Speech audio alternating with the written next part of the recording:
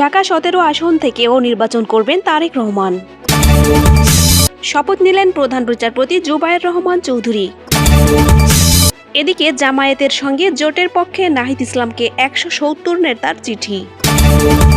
এদিকে বেঁধে কুপিয়ে তরুণের হাত পা বিচ্ছিন্ন, জামায়াতের ২ সমর্থক গ্রেপ্তার। শুনছিলেন শিরোনাম, এবারে বিস্তারিত। ঢাকা ১৭ আসন থেকেও নির্বাচন করবেন তারেক রহমান। বগুড়া ৬ আসনের পাশাপাশি ঢাকা ১৭ সংসদীয় আসন থেকেও প্রতিদ্বন্দ্বিতা করবেন বিএনপির ভারপ্রাপ্ত চেয়ারম্যান তারেক রহমান। রোববার সকালে তার পক্ষ থেকে এই আসনের মনোনয়নপত্র সংগ্রহ করা হয়েছে।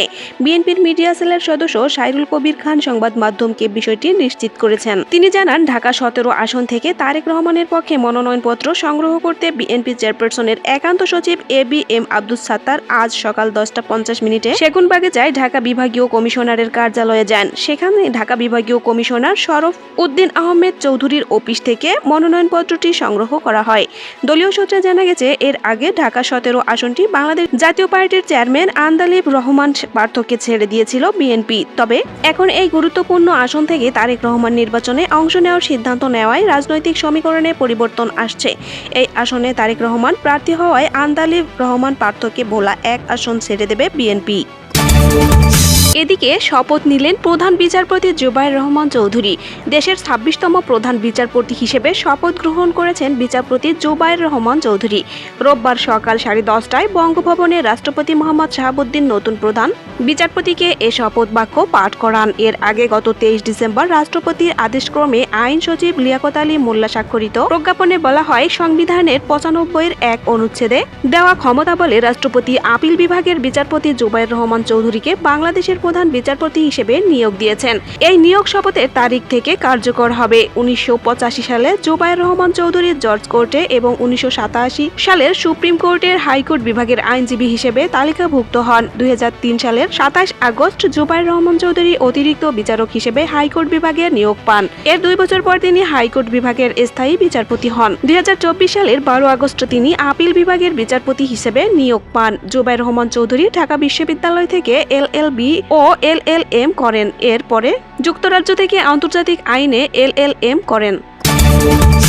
এদিকে বাংলাদেশ জামায়াতে ইসলামীর সঙ্গে নির্বাচনী জোট ও সমঝোতার সিদ্ধান্তকে সমর্থন জানিয়েছে জাতীয় নাগরিক পার্টির আহ্বায়ক নাহিদ ইসলামকে চিঠি দিয়েছে দলীয় ১৭০ জন কেন্দ্রীয় নেতা। এর আগে জামায়াতের সঙ্গে জোট গঠনে আপত্তি জানিয়ে ৩০ নেতার একটি চিঠিকে কেন্দ্র করে দলের অভ্যন্তরে মত বিরোধের প্রকাশ্যে আসার পর এর পাল্টা পদক্ষেপ নিলেন জোটপন্থীরা। শনিবার রাতে এনসিপির আহ্বায়কের কাছে পাঠানো এই চিঠিতে জোটের পক্ষে থাকা নেতারা গুরুত্বপূর্ণ নীতিগত বিষয়ে নিজেদের সম্মতি দিয়েছেন। তারা জানান, আসন্ন নির্বাচনকে সামনে রেখে বাস্তবতার নিরিখে এমন কৌশলগত সিদ্ধান্ত নেওয়া জরুরি। সংশ্লিষ্ট সূত্রগুলো জানিয়েছে, জোটের পক্ষে স্বাক্ষরকারীরা সংখ্যা ১৭০ ছাড়িয়ে যেতে পারে। চিঠিতে এনসিপির কেন্দ্রীয় পর্যায়ের দায়িত্বশীল নেতারা বলেন, আমরা দলীয় আদর্শ, লক্ষ্য ও ভবিষ্যৎ কৌশলগত অবস্থানকে সমুন্নত রাখার স্বার্থে এই মতামত পেশ করছি।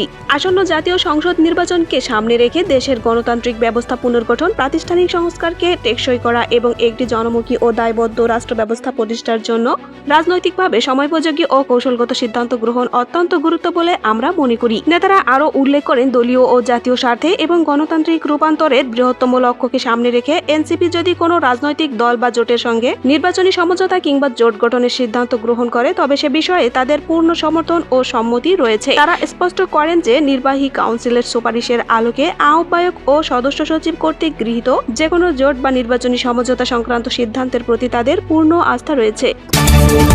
এদিকে চাঁপাইনবাবগঞ্জের শিবগঞ্জ উপজেলায় আবু সুফিয়া নামের এক তরুণকে বৈদ্যুতিক খুঁটির সাথে বেঁধে কুপিয়ে হাত পা জখম করা হয়েছে। এতে ওই তরুণের 2 হাত ও 1 পা প্রায় বিচ্ছিন্ন হয়ে গেছে বলে জানিয়েছেন চিকিৎসকেরা। এছাড়া ওই ঘটনায় শিবগঞ্জ থানায় একটি মামলা দায়ের ও জামায়াতের ইসলামীর 2 সমর্থককে গ্রেপ্তার করা হয়েছে।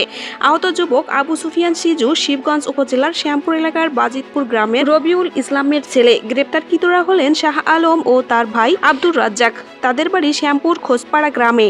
সুপ্রিয় দর্শক, এই ছিল সন্ধ্যার সর্বশেষ আপডেট খবর। আমাদের পরবর্তী আপডেট পেতে সবার আগে ভিডিওতে একটি লাইক দিন এবং অনুরোধ থাকবে চ্যানেলটি সাবস্ক্রাইব করে বেল আইকনে ক্লিক করুন এবং মতামত কমেন্টে জানান। আল্লাহ হাফেজ।